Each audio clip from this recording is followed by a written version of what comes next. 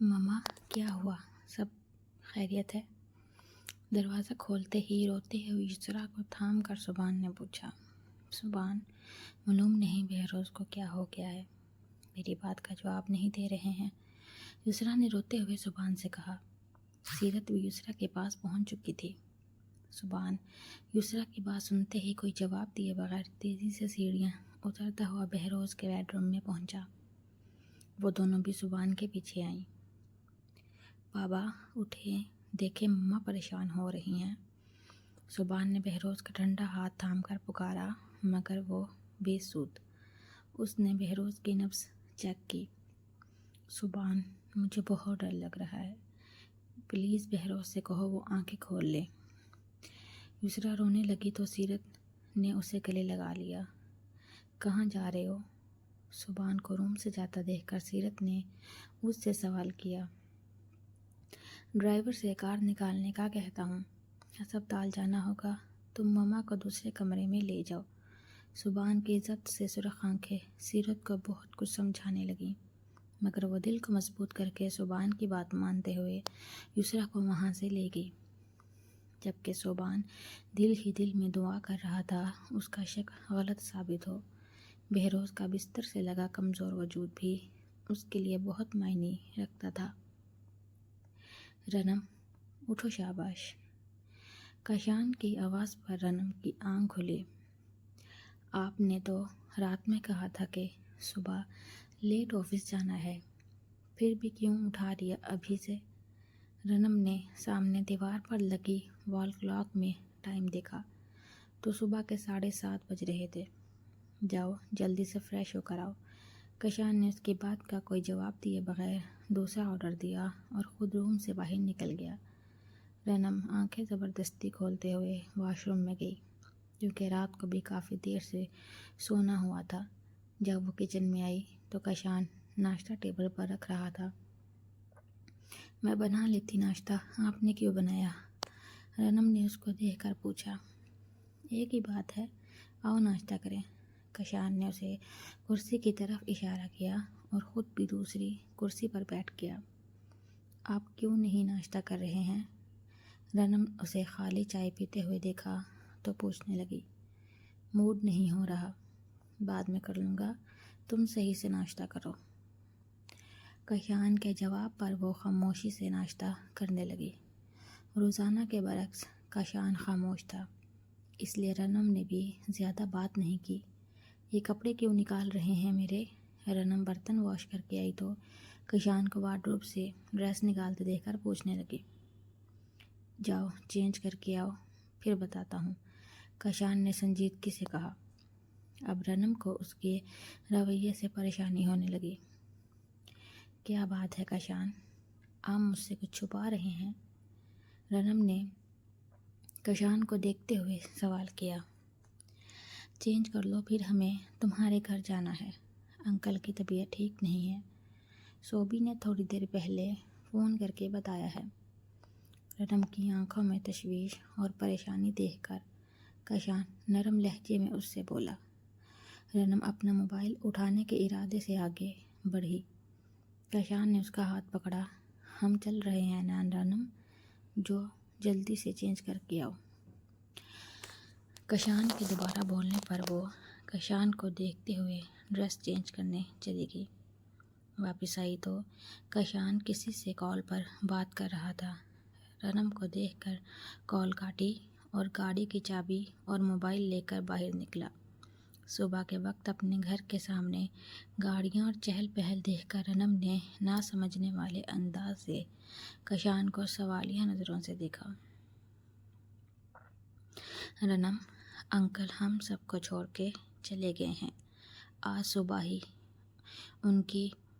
کشان نے اپنی بات مکمل کیے بنا رنم کو تھاما، کیونکہ وہ خود ہی ہوش و خروش سے بیگانہ ہو گئی تھی۔ بتاؤ، کل ہی بیٹی کی شادی کی بہروز بھائی نے، اور آج ہی صبح دل کے بند ہونے سے دنیا سے رخصت ہو گئے۔ سبحان اور اپنی بیٹی کی شادی راست نہیں آئی انہیں۔ ہال میں سبھی خواتین بیٹھی تھیں۔ ایک خاتون نے سیرت کو دیکھ کر تبصرہ کیا۔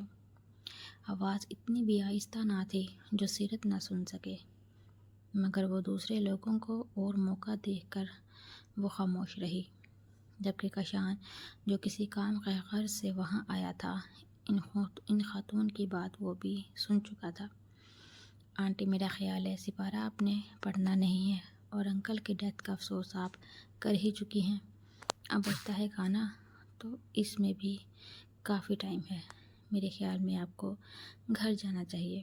بریانی آپ کے گھر غلام بخش پہنچا۔ کشان کی بات سن چند خواتین نے کشان کو دیکھا اور ان خاتون کا اچھا خاصا منہ بن گیا جن کو کشان نے مشورہ دیا تھا۔ انہیں یسریٰ کا یہ بدتمیز سا داماد پہلے بھی اچھا نہیں لگا تھا۔ وہ کشان کو گھورتی ہوئی باہر نکل گئی۔ بیٹا، یہ کیا طریقہ ہے گھر آئے مہمان سے بات کرنے کا؟ وہ یسریٰ کی دوست ہے، ہمارے غم میں شریک ہونے آئی تھی، فرح نے کشان کو دیکھتے ہوئے کہا۔ آج صبح ہی وہ دوبارہ واپس آئی تھی، غم میں کہاں شریک ہونے آئی تھی، وہ تو مزید ہمارا غم بڑھانے آئی تھی۔ کتنی دیر سے فضول تبصرہ کر کے ٹائم پاس کر رہی تھی، ان کا یہاں سے جانا ہی بہتر تھا۔ یسریٰ آنٹی کہاں پر ہے؟ نظر نہیں آ رہی، کشان نے اپنی رائے کا اظہار کرتے ہوئے فرح سے یسریٰ کے بارے میں پوچھا۔ 2 منٹ پہلے ہی اسے بیڈ روم میں لٹا کر آئی ہوں، تھوڑی دیر ریسٹ کر لے گی تو اچھا ہے، ورنہ اس کی طبیعت خراب ہو جائے گی۔ تم سب بہروز کو چھوڑ کر آ گئے؟ فرح نے روحانسی انداز میں کشان سے پوچھا۔ وہ لوگ ابھی قبرستان سے واپس آئے تھے۔ جی آنٹی، آپ کو صبر سے کام لیتے ہوئے یسریٰ آنٹی کو سنبھالنا ہوگا۔ رنم کہاں پر ہے؟ فرح کی آنکھوں میں آنسو دیکھ کر کشان نے اسے تسلی دیتے ہوئے کہا اور ساتھ ہی رنم کا پوچھا۔ وہ اسے دیکھنا چاہتا تھا کیونکہ بہروز کا چہرہ دیکھ کر یسریٰ کے ساتھ ساتھ رنم کی بھی حالت بگڑ گئی تھی۔ سیرت خود روتے ہوئے رنم کو سنبھال رہی تھی، جبکہ فرح نے یسریٰ کو سنبھالا ہوا تھا۔ صوبان کی بھی حالت ان سے مختلف نہیں تھی، مگر وہ اس وقت ضبط کیے ہر ایک سے مل رہا تھا۔ بہروز پر مٹی ڈالتے ہوئے وہ بہت رویا تھا۔ اسے کشان اور عاشر نے چپ کرایا۔ اپنے بیڈ روم میں ہیں، تم لوگوں کے جانے کے بعد حالت خراب ہو گئی تھی، اس کو سکون کا انجیکشن دیا ہے، سو رہی ہے ابھی، فرح بتاتے ہوئے ایک دفعہ پھر افسردہ ہونے لگی۔ کشان چپ کر کے وہاں سے چلا گیا۔ تم نے صبح سے کچھ نہیں کھایا ہے صوبی، پلیز تھوڑا سا کھانا کھا لو۔ سب لوگوں کو فارغ کر کے سیرت کھانے کی ٹرے بیڈ روم میں ہی لے آئی۔ صبان آنکھوں پر ہاتھ رکھے بیڈ پر لیٹا تھا۔ سیرت نے دوپہر میں ہی شاہدہ سے کہہ کر اپنے بیڈ روم سے سارے پھول ہٹانے کا کہا تھا۔ صبان جب قبرستان سے واپس آیا تھا تو یسریٰ صبان کے گلے لگ کر بہت روئی تھی۔ یسریٰ کو چپ کراتے صبان کو بھی رونا آ گیا، اور ان دونوں کو اس طرح روتا دیکھ کر باقی سب کی آنکھ بھی اشک بار ہو گئی تھی۔ کشان اور فرح نے آگے بڑھ کر ان دونوں کو چپ کرایا۔ افسوس کرنے والے مہمان تو سارے واپس چلے گئے تھے، غفران اور عاشر بھی حیدرآباد کے لیے نکل گئے تھے۔ فرح یسریٰ کے پاس رک گئی تھی۔ فی الحال کشان اور رنم بھی وہیں پر موجود تھے۔ رات کا کھانا یسریٰ رنم کو زبردستی تھوڑا بہت کھلایا، مگر صبان اپنے بیڈ روم میں چلا آیا تھا۔ سیرت صبان کو صبح سے ہی لوگوں کے درمیان میں خاموش بیٹھا دیکھ رہی تھی۔ اس وقت رات کے 9 بج چکے تھے اور سب اپنے بیڈ روم میں موجود تھے، کیونکہ سبھی صبح کے جاگے ہوئے تھے۔ سیرت کو صبان کی فکر ہونے لگی۔ صوبی، کیا سو گئے؟ کوئی جواب نہ پا کر سیرت دوبارہ بولی۔ دل نہیں چاہ رہا کھانا کھانے کا، 1 کپ چائے بنا دو مجھے۔ سیرت کے دوسری بار بولنے پر صبان اپنی آنکھوں سے ہاتھ ہٹاتا ہوا بولا۔ خالی پیٹ تو ہرگز چائے پینے نہیں دوں گی، چلو اٹھو جلدی سے۔ ٹرے سائڈ پر رکھ کر سیرت اسے بازو سے پکڑ کر اٹھاتے ہوئے بولی۔ صبان سرخ آنکھیں لیے اسی کو دیکھ رہا تھا۔ آج میں دوسری بار یتیم ہو گیا سیرت، سبحان اپنے ہاتھوں میں چہرہ چھپاتا ہوا بولا۔ سیرت نے سبحان کے چہرے سے اس کے ہاتھ ہٹائے اور آنسو صاف کیے، اس کا سر اپنے کندھے پر رکھا۔ جس دن میرے سگے باپ کا انتقال ہوا تھا، امی اور کاشی کے غم میں وہ دکھ کہیں دب گیا تھا، مگر آج لگا ہے جیسے کوئی قیمتی چیز مجھ سے دور چلی گئی ہو۔ تم اندازہ نہیں لگا سکتی سیرت، بابا میرے لیے کیا معنی رکھتے تھے۔ ان کے نہ ہونے سے میں خود کو کتنا تنہا محسوس کر رہا ہوں۔ مما کو اکیلے کیسے سنبھالوں گا میں، وہ کتنی بری طرح ٹوٹ چکی ہیں۔ سبحان سیرت کے کندھے سے لگا ہوا اس سے اپنا دکھ بیان کر رہا تھا۔ سوبی، تمہارے ساتھ ساتھ میں بھی تو اپنا دوسری بار باپ کھویا ہے، پلیز اپنے آپ کو سنبھالو، تمہیں سب کو سنبھالنا ہے، تمہیں ہمت سے کام لینا ہے۔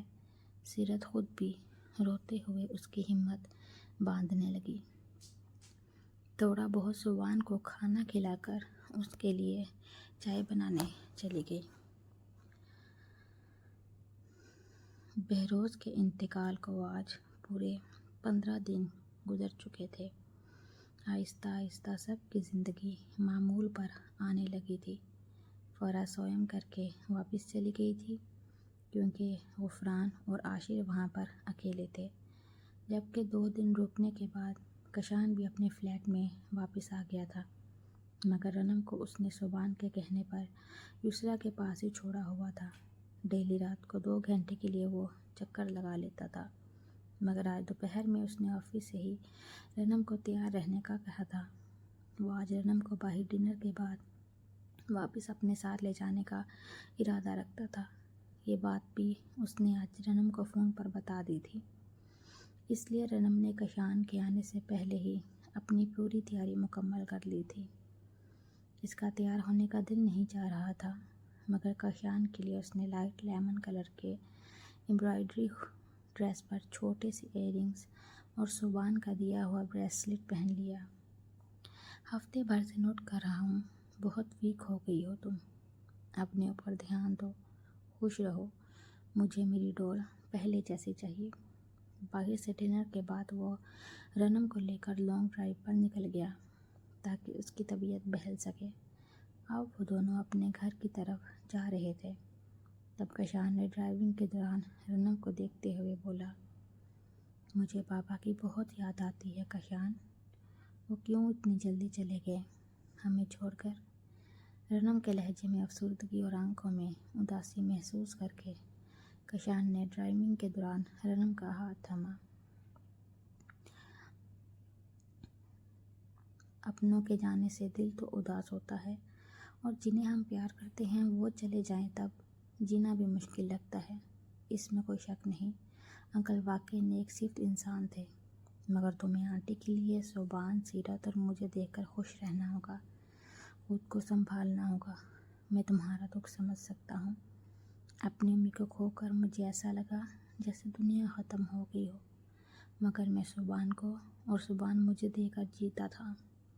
ہمیں دوسروں کے لیے جینا پڑتا ہے، جو ہمیں پیار کرتے ہوں، جن کو ہم پیار کرتے ہیں۔ کشان رنم کو پیار سے سمجھا رہا تھا۔ اچانک کار بند ہو گئی۔ اس کو کیا ہو گیا؟ رکو میں چیک کر کے آتا ہوں۔ 2 بار کار سٹارٹ کرنے کے بعد جب کار نہیں چلی تو کشان نیچے اتر کر کار کا بونٹ کھولتا ہوا چیک کرنے لگا۔ کار کا انجن گرم ہو گیا ہے، یہاں پانی بھی موجود نہیں ہے، 10 منٹ کے فاصلے پر پمپ موجود ہے، میں وہاں سے ابھی آتا ہوں، تم کار میں بیٹھی رہنا۔ کشان اس کو سمجھاتا ہوا وہاں سے چلا گیا۔ رنم کشان کا ویٹ کر رہی تھی۔ رات کے 11 بجے کا ٹائم تھا اور روڈ سنسان تھا۔ رنم دل ہی دل میں کشان کے جلدی واپس آنے کی دعا کرنے لگی۔ تبھی کسی نے کار کا شیشہ بجایا۔ رنم نے اس کی طرف دیکھا، یہ وہی شخص تھا جو چند دن پہلے ان کی کار کا پیچھا کر رہا تھا۔ رنم نے خوف کے مارے جلدی سے کشان کو کال ملانے کی غرض سے اپنا موبائل نکالا، مگر اس سے پہلے زوردار پتھر سے کار کا شیشہ ٹوٹ چکا تھا۔